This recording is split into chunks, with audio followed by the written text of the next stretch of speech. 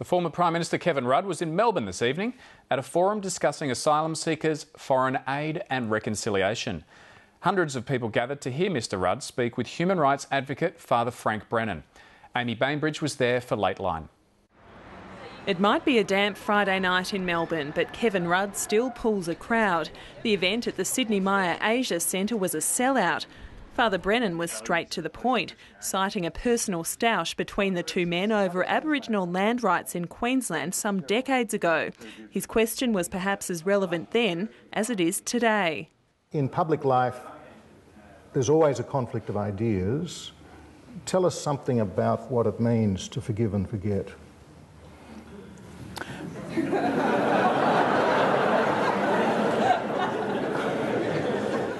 Forgive, forget, and just a little bit of payback? Oh,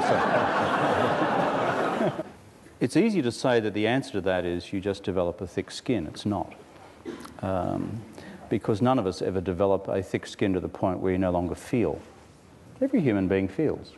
But conversation swiftly moved to Indigenous issues. Mr Rudd was asked about his reflections on reconciliation and his apology to the stolen generation.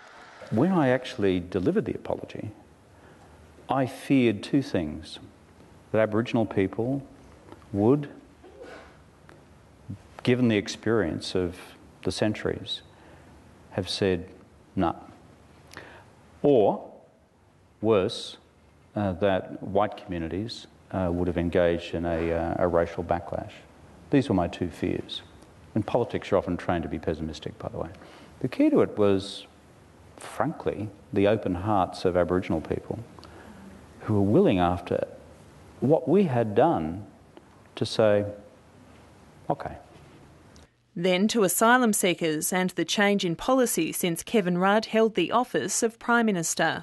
I'm saying here loud and clear that if anyone expects me to engage in the detail of the current political debate, the detail of the current national policy debate on what is currently on the table in Canberra, then I'm going to disappoint you. I think Chris Bowen has handled himself well in this. I support his discharge of the portfolio. One of the things I'm glad I did was I said, whoever's the Prime Minister today, I assumed I was going to be there a bit longer than I was, would be required on each anniversary of the apology to formally account for, and I said this at the time, what was going right and what was going wrong. To foreign policy and China. What we have is this, I think, sort of slightly adolescent discussion in this country of have we offended the Chinese this week versus why aren't we standing up more for human rights next week? You know, frankly, this is a profound question, and it's a complex question.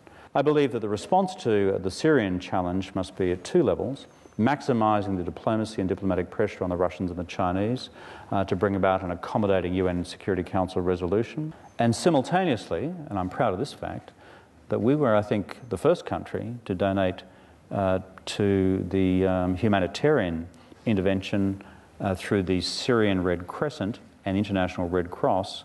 But before long it was again personal, with Mr Rudd being asked about his treatment of others during his time as Prime Minister.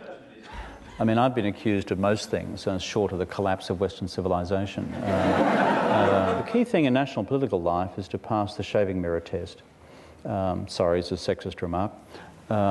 Which is you get up in the morning and you look in the mirror and say, have you done as much as you can? Have you been as straight as you possibly can about all the things that are on the agenda? Have you been as decent as you possibly could?